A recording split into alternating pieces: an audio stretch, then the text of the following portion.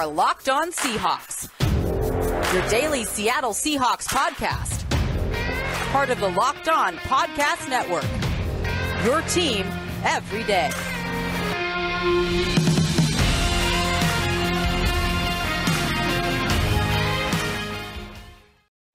Greetings, 12. This is Corbin Smith, your host for Locked On Seahawks. Joining me for our Thursday episode, my co-host, Nick Lee. Thanks for making Locked On Seahawks your first listen 5 days a week. We've got a jam-packed episode coming your way, even though the Seahawks will not be playing in this weekend's Super Wildcard round, won't be appearing in the playoffs at all this season. Still plenty to discuss as they transition from the 2021 campaign into the offseason. And we're going to start dishing out some postseason awards beginning today with the MVP award. Now for your lead story here on Locked On Seahawks.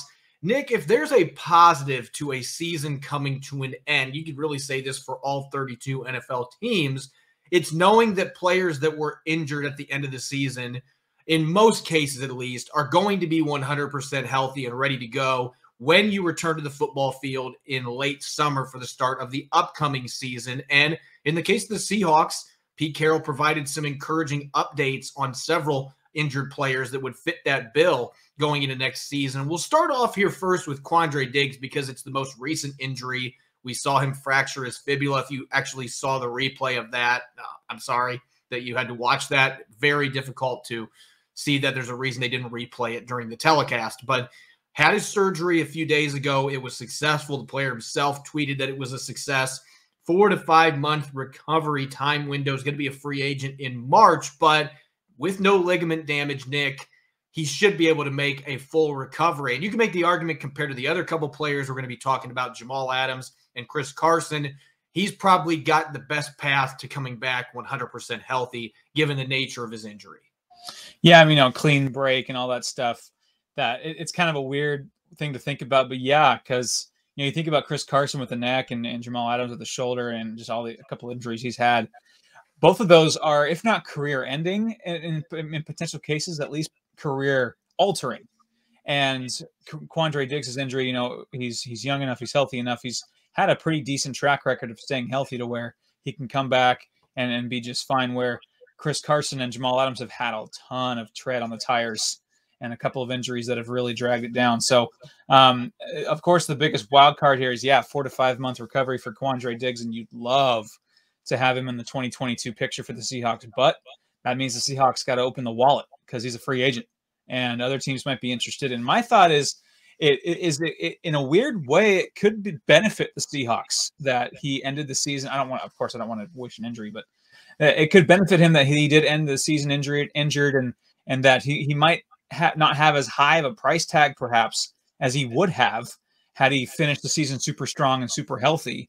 Of course, I hate to say it in such a positive way, but I'm just looking for any way the Seahawks can keep him and be able to afford his services, because we're going to talk about MVPs in a little bit. He was absolutely one of the top 2 or 3 players on this team in 2021. So the Seahawks really got to find a way to keep him. And as far as Jamal Adams and Carson go, they're in good spirits, that Pete Carroll said. And of course, talking with them, you know that they're devastated that they didn't get to finish with their brothers at the end.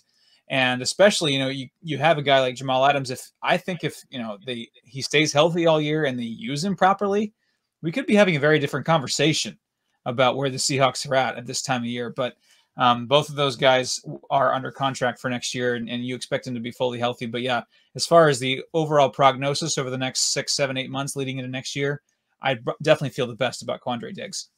Yeah, I think it's crazy when you consider the severity of the injury. But again, not having any ligament damage, to me, that was huge news a couple hours after the injury, once it became known that that was something he had avoided, because that would have been a complication that really affects not just your recovery timeline, but that could be something that impacts your ability to play at 100% for the foreseeable future. We see guys with ligament damage that they're healthy enough to play, but they're not themselves. You typically don't see that with guys coming back from broken bones. And so I would think that his prognosis is looking pretty good. He's going to have a tough road. The next 4 or 5 months are going to be really difficult coming back from a fractured fibula. But he should be in good shape by the time football comes back for training camp. In fact, I wouldn't be surprised if he's able to participate some in OTAs, whether he's with the Seahawks or another team. The other two players, Jamal Adams, I still have a pretty positive viewpoint on him too, even though he has torn the labrum in the same shoulder 2 consecutive years, and now has had surgery on that shoulder twice. That is a little bit worrisome, but it's also a surgery that has a pretty good success rate coming back from it. And that seems like it's kind of a freak situation where that happens twice in a 2-year span. So I wouldn't be overly concerned about that. He has had a few other injuries, though, in his physical play style.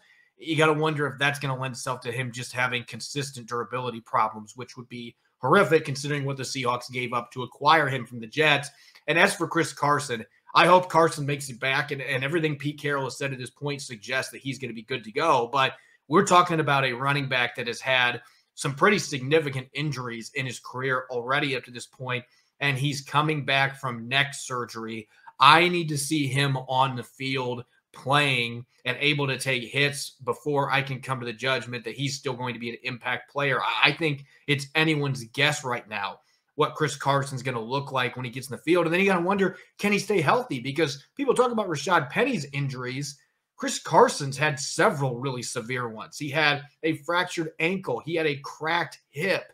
Now he's had this neck surgery. And we're talking significant. These are not, I've got a sore hamstring type injuries. These are significant year-ending injuries that Carson has had in 3 different seasons in a 5-year career.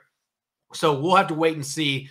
Everything Pete Carroll said so far suggests they're thinking he's going to be ready to go, and there is a long time until training camp starts, so he's got a lot of time to get right. But anytime you hear the 2 words neck and surgery together for a football player, regardless of position, that is not good news. And then you start talking about a position that's constantly getting blasted like running back.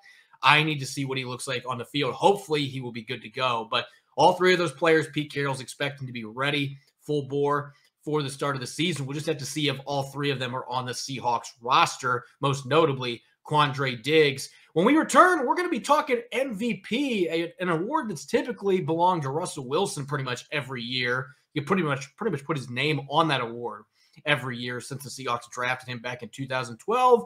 That might not be the case this year, though, with how things played out for the player and the team. Nick and I are going to be dishing out our picks here in a moment. I'd like to thank OnlineGambling.com for sponsoring today's podcast. If you don't know already, OnlineGambling.com is a website dedicated to giving bettors the edge. Throughout the playoffs, they're providing you with the best NFL tips, news, and more to help make your bets as informed as ever. As we head into the playoffs, for me personally, I'm going to stick with my preseason Super Bowl pick. I think this is the year Josh Allen and the Buffalo Bills finally get their first Lombardi trophy. They got a tough first game coming up in the Super Wildcard round, but this is a talented team that can put points on the board in a hurry. So that's my pick. But if you want to know what OnlineGambling.com's picks are, check out the OG tip section on the website. Find their Super Bowl picks as well as the inside track on how to beat the odds throughout the NFL playoffs. Make sure to visit OnlineGambling.com/NFL for all the latest gambling news, tips,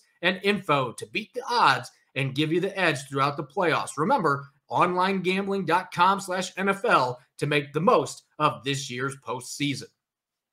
You're listening to the Thursday edition of Locked On Seahawks. I'm your host, Corbin Smith, joined by Nick Lee. As always, thanks for making Locked On Seahawks your first listen 5 days a week. We've reached the conclusion of the 2021 season. The Seahawks will not be playing in the playoffs. They won't have a game this weekend during Super Wildcard weekend.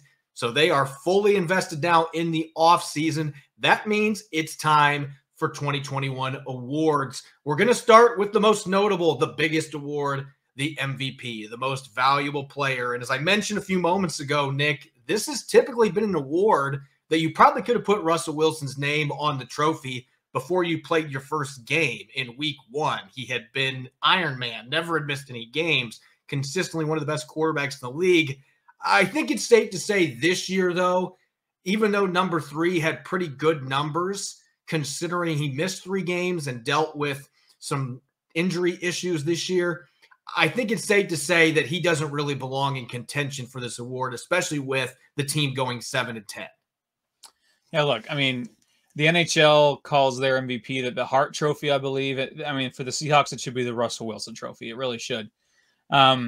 But yeah, you lay out some good points, and yeah, he did have 25 touchdowns to 6 picks in 14 games. That's a pretty decent ratio, and especially the last couple games, he was just lights out and played vintage Russ.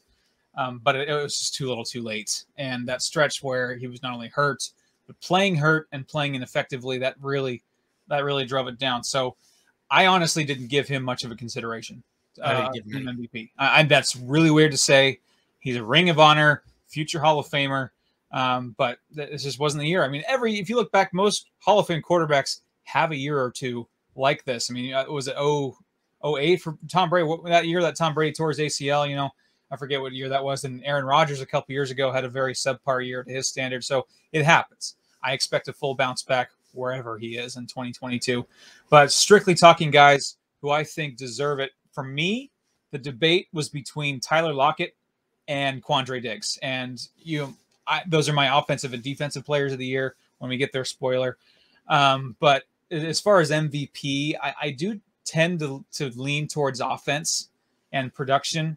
And for me, the pick is Tyler Lockett, and I'll give my case. He was the most consistent player on offense, even when things were bad. Yeah, he had a couple, lulls and down games in there, but who the heck did it? When you go 7-10 and last place in your division, everyone on your team is going to have at least one bad game. But when the Seahawks scored just 13 points in that loss to the Cardinals earlier in the year, Lockett caught 4 balls for 115 yards. 15 points scored against the Washington football team on Monday night. Lockett was 3 catches for 96 yards. And another interesting thing I found is that Tyler Lockett, of the top 6 games of his entire career for receiving yards in game logs, 3 of them, half of them, happened this year. Yeah. So in 7 years, 111 games, the top 6 games for receiving, 3 of them happened this season. He was arguably had his best game of his career, and the season was bookended by Tyler Lockett catching 2 touchdowns to put Seattle over the edge and wins over the Colts and Cardinals. And he didn't even play 17 games. He missed week 15 against the Rams, and so the numbers aren't skewed by 17 games. And lastly, he set a career high with 1,175 receiving yards. He was 9th in the NFL in receiving yards, 5th in the NFL in yards per reception, 4th in yards per target. And the thing that sticks out to me, Corbin, 107 targets this year for Tyler Lockett, 0 drops, 0 fumbles. The only pass catcher of 31 in the entire league that had at least 900 receiving yards, the only one with 0 drops is Tyler Lockett. Just efficient, reliable, and he was again this year despite all the chaos. You made a lot of the points that stood out to me when I was trying to decide my MVP candidate, and I strongly considered Lockett. He was my runner-up. I also want to give a little bit of a shout-out to my 3rd place nominee. In the secondary, I think DJ Reid, even though the numbers don't necessarily jump out, only had 2 interceptions. They both happened against the Lions in Week 17. If you look at his numbers since he moved back to right cornerback in Week 4, he was truly a shutdown corner for the Seahawks. Opposing quarterbacks had less than a 50% completion rate and didn't throw a single touchdown against him in the last 12 games that he played in. Their passer rating was under 50. He was among league leaders for limiting yards after the catch per reception. He had a 92 grade on Pro Football Focus over the last 4 games, which is the highest among corners in the NFL. And I think his grade should have been higher than that earlier in the season. I mean, this guy week in, week out was playing outstanding football. So I gave him some consideration for this award. Just didn't quite have the gaudy stats that you're looking for from an MVP, but he certainly deserved to be in that discussion. Bobby Wagner, I briefly thought about because of his tackle numbers, but as great as those were, I looked at the rest of his numbers and like, you know what? The coverage numbers aren't great this year. He missed more tackles than usual. You could say the same thing with Jordan Brooks in terms of there were still some plays left in the field. I considered more defensive guys than offense this year, but Lockett and Quandre Diggs were my top 2. I'm rolling with Quandre Diggs, though, as we mentioned the first quarter about him being a priority to re-sign in free agency. I think it is a must. They have to find a way to make it work. And I know you already have invested so much money in Jamal Adams, but this team without a viable free safety, that defense collapses. It is a critical position in Pete Carroll's defense. And this guy is one of the best ball hawking center fielders you're going to see in the game. Earlier this year, he became the first player to have 3 or more interceptions in each of the past 5 seasons. So you want to talk about reliability and consistency. Quandre Diggs has provided that to Seattle's secondary. He has 13 picks since they traded for him in 2019. He had 5 picks last year. He led the team again this year with 5 interceptions. And oh, by the way, a career high 94 tackles coming up and just smacking people. There were a few that he left on the field this season, but really a very reliable tackler when they needed him, would come up through the alley and blow people up. And so really the complete package. He was named a Pro Bowler for the 2nd straight season. I believe he deserves to be an All-Pro selection. I'll be surprised if he is picked for that, because typically you're going to see players from winning teams are going to get most of those recognitions. But I think he deserves to be an All-Pro. He's been that good for the Seahawks. And then when you just consider, this is the other thing that really stood out to me when I made the selection. When he got hurt last week, the response that you saw from his teammates, from the players on the Cardinals, you saw people from other teams coming out on social media and in press conferences, the respect that this man commands, not only in his own locker room, but across the league. He might not be getting a lot of Pro Bowls or a lot of All-Pros on his resume, but he is respected like that type of player. And he's such an invaluable leader for the Seahawks on and off the field. I think when you look at the complete package, Tyler Lockett had a few games that he kind of disappeared, and not all of that was his fault, because the quarterback situation, he and Geno Smith didn't seem like there was much of a connection there. DK Metcalf, on the other hand, seemed to have a better rapport with Geno Smith. There were some games that kind of got lost in there. I felt like Quandre Diggs from week 1 to week 18 was Seattle's best and most consistent player. And for that reason, to me, this was kind of a slam dunk to pick him as the MVP. Yeah, I mean, you make some really good points. I mean, I think it's Lockett and it's Quandre Diggs, and then there's a large gap for me. I mean, it's just 1-2 right there. However you do it, I have zero problem with naming Quandre Diggs team MVP. And I know that the Pro Football Reference, targets for defensive players is a bit squirrely, but according to Pro Football Reference, against 44 targets this year, he's allowed a 63.4 passer rating, which is extremely impressive. And yeah, 10 interceptions the last 2 years, 13 total. I mean, he's just the complete package. He really is. He's the, Ken Griffey Jr. thinks Quandre Diggs is a good center fielder. I mean, and he's just has been so valuable to this team, and it just broke my heart to see his season end the way it did. Yeah. And yeah, you mentioned that the response, not only from the Seahawks, but around the league, the fans, the social media, it shows that just how valuable, which is the most valuable player, that Quandre Diggs is. So you make some excellent points. I have zero problem whatsoever naming Quandre Diggs MVP. I just went with an offensive player. I just kind of favor that side, and I just liked how productive Tyler Lockett was despite the storm. And I guess you could argue the same thing as the defense was trying to figure themselves out early in the year. Quandre Diggs was that steady presence.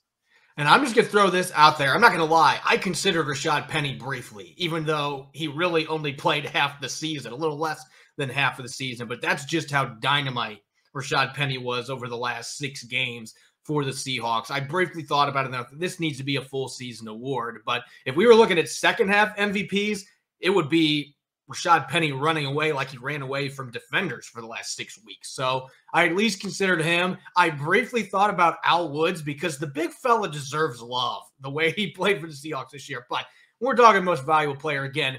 It's got to be somebody that's been great week 1 to week 17 or week 18 in this case. There's truly been invaluable and irreplaceable to me. Quandre Diggs at that free safety position, and you can make that argument for Tyler Lockett as well. Those two have been the most irreplaceable players for the Seahawks on the roster, the most consistent, reliable. So you could make a strong argument for either one of them. We'll have more awards coming up in upcoming episodes: Offensive Player of the Year, Defensive Player of the Year, Comeback Player of the Year, a number of other awards that we will be going through over the next several weeks here on Locked On Seahawks. We're going to be transitioning into a Thursday game here in a moment, one that we've never played on this podcast.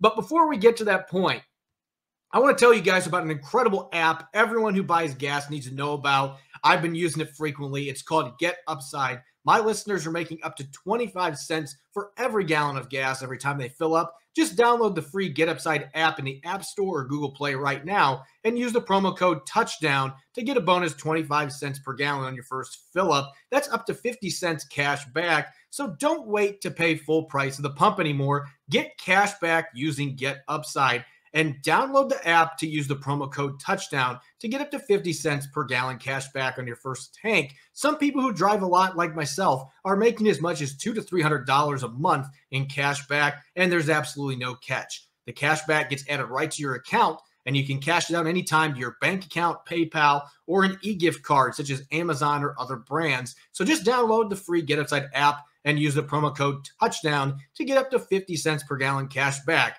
on your first tank. BetOnline would like to wish you a happy new betting year as we continue our march to the playoffs and beyond. BetOnline remains the #1 spot for all of the best sports wagering action in 2022. It's a new year with a new updated desktop and mobile website, so sign up today and receive your 50% welcome bonus on your first deposit. Just use the promo code LOCKEDON to get started. From football, basketball, hockey, boxing, and UFC, right to your favorite Vegas casino games. Don't wait to take advantage of all the amazing offers available for 2022. We've got a certain local baseball team, as long as they play this season, I'm thinking makes sense for a future bet as well. BetOnline is the fastest and easiest way to wager on all your favorite sports. BetOnline, where the game starts. Thanks for listening to our Thursday episode of Locked On Seahawks. I'm your host, Corbin Smith, joined by Nick Lee. Thanks for making Locked On Seahawks your first listen 5 days a week. Something that Nick and I have always enjoyed doing on this show. We like to mix in games to close out shows. And this year we didn't have as many opportunities to do that. But the two of us were thinking there's supposed to be a meeting taking place today in the Pacific Northwest with Jody Allen and Pete Carroll and John Schneider. It's anyone's guess what's going to be the outcome of that meeting. There still are some people speculating there could be some changes coming.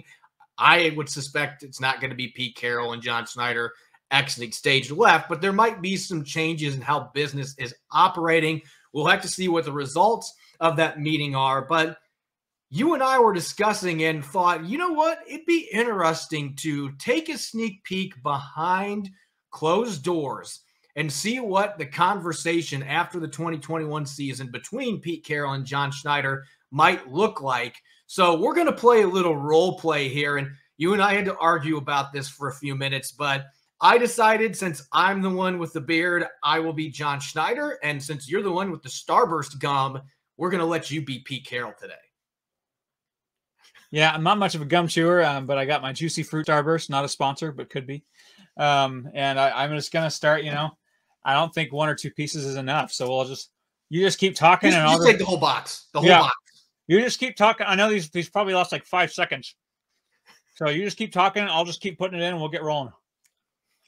Yeah. All right, Pete. I think that, looking how this season played out, and we didn't compete for a championship like we aspire to do each and every year. We didn't get to the playoffs. We were out of the playoff race really for most of the second half of the season.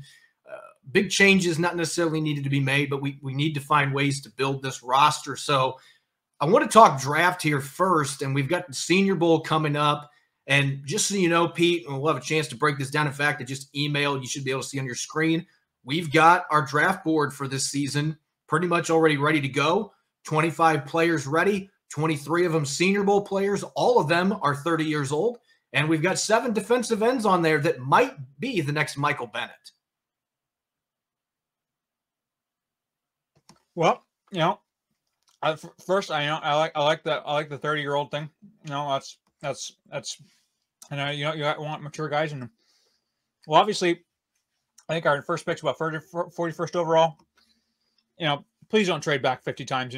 Just let us draft. Kenneth Walker, running back first. We're gonna draft him first.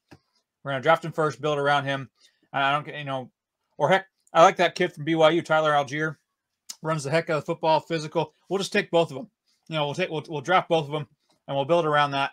Now, that Tyler Algier kid is incredibly physical. The kind of football we want to play in Seattle. Maybe they'll just take both of them. The rest of them will spend, we'll draft 4 offensive linemen after the 4th round, and we'll see how they go. No centers though. I think we'll re-sign Ethan Posick. He's a future All-Pro. That Creed Humphrey guy, I didn't like him in the draft. I just didn't like how he fit. He just didn't fit our physical style. Oh, he was an All-Pro. Oh, oops. It just didn't fit our style. So we'll start with 2 running backs. Kenneth Walker, Tyler Algier, build from there. The rest offensive line, maybe mix in a pass rusher because we got to fix that pass rush. Got to fix that pass rush, John. We got to be more physical up front. But those are my thoughts. I think we can go with a running back. That might make some sense for us this year. But please let me trade back at least 3 times. We need to recoup some picks. We've only got 6 of them. Thanks, Jamal.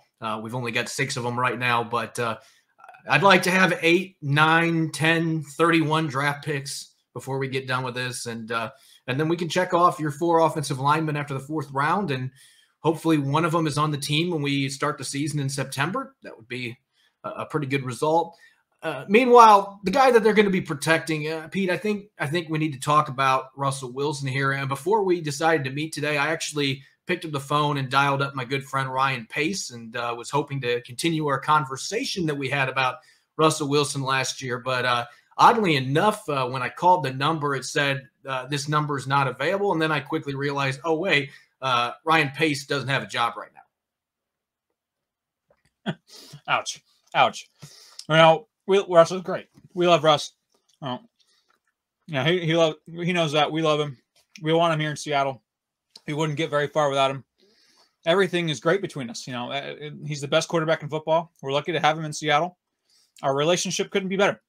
Now, there's no issue there. The media likes to take things and run with it. I like running. I'll run with stuff, but this isn't something to run with. But it's, a lot of what the media's done. It's a lot of hyperbole, which is something I know nothing about. So, it's all been overblown. Russ is great. We love Russ.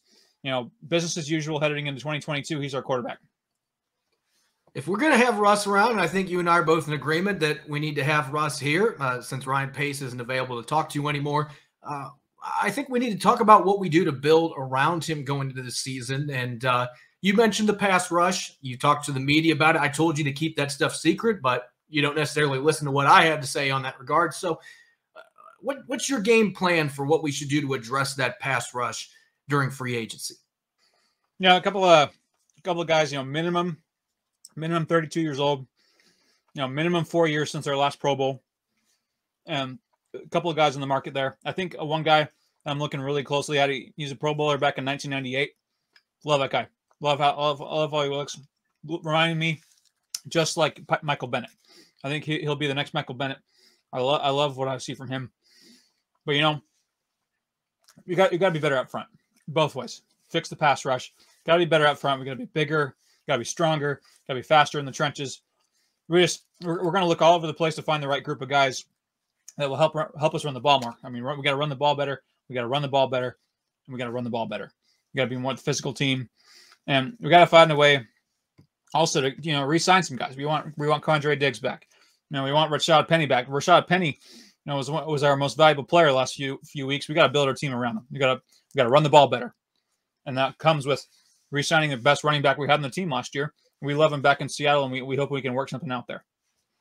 And I'm fine re-signing those guys. I'm going to delegate to you as I have for the last decade or so and let you make a lot of those personnel choices. But if there's one thing that I want to cut right to the chase on here, Pete, just so you know, I almost have a bingo on my 2013 NFL draft bingo card in 2 different places. So there's a couple different ways we can do this. I don't know that I can get Steve Keim to trade us DeAndre Hopkins, but I at least can make a call. I mean, can you imagine him with Tyler Lockett and DK Metcalf? What a trio. And, maybe we could include D. Estridge in there after the season. Still think he could be a good player, but, maybe we can get DeAndre. And then Lane Johnson, the Eagles are in the playoffs, but he's going to be a little older player. He could help our offensive line, but that really is my ultimate goal this free agency period.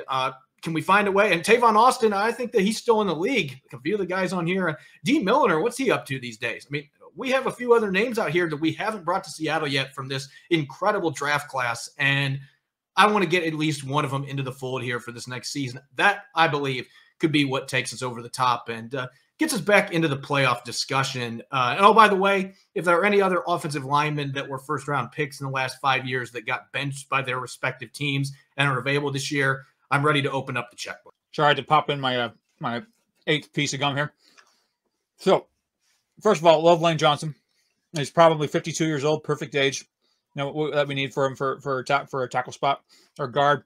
He can play multiple positions, and we can find a corner off the scrap heap. We don't need to spend a high draft pick on a corner. We don't need to pay big money for a corner.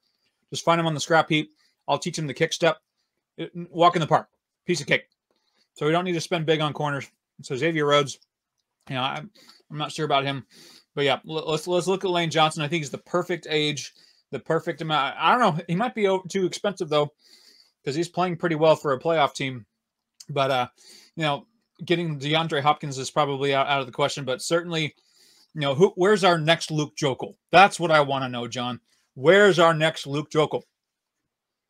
We'll have to be looking in free agency and see where those guys are at. But, Nick, I can't stay in character anymore. I'm completely just – I really enjoyed that. But, just the chance for us to try to peer behind the curtain just a little bit there. And our listeners, they got to give us some credit for at least staying in character there. And it was kind of like South Park. We could have put a little bit of a asterisk before the show. Impersonated poorly. These are not ones that we've practiced a lot, but as always, we have a lot of fun on this show and the opportunity to role play as those two. I am very fascinated to see how this meeting actually played out, what the discussion was between Jody Allen, Pete Carroll, and John Schneider, and I'm sure there's going to be some things that start leaking out here over the next 24 hours, and maybe it'll be all positive, but we'll just have to wait and see what the outcome of that actual meeting is. Everybody in the Pacific Northwest, Seahawks fans all over the world, are wondering what is playing out in that meeting room. And so we'll have more on that in future episodes. Probably tomorrow coming up, I'll be riding solo on our Blue Friday show. Probably have some stuff to break down from that meeting. We'll just have to wait and see what happens. Thanks for listening to the Locked On Seahawks podcast and making it your first listen 5 days a week. You can follow me on Twitter at Corbin Smith NFL. You can follow Nick at NickLee51. Make sure to check out Locked On Seahawks at Apple Podcasts, Google Podcasts, and the all-new Spotify app. Coming up tomorrow on our Blue Friday episode, I'll be sharing my thoughts on Offensive Player of the Year for the Seahawks, and I'll be dishing out some thoughts from Thursday's meeting between Jody Allen, Pete Carroll, and John Schneider, what that might mean for the future of the Seahawks heading into the 2022 offseason. As always, thanks for listening. Enjoy the rest of your Thursday. Go Hawks.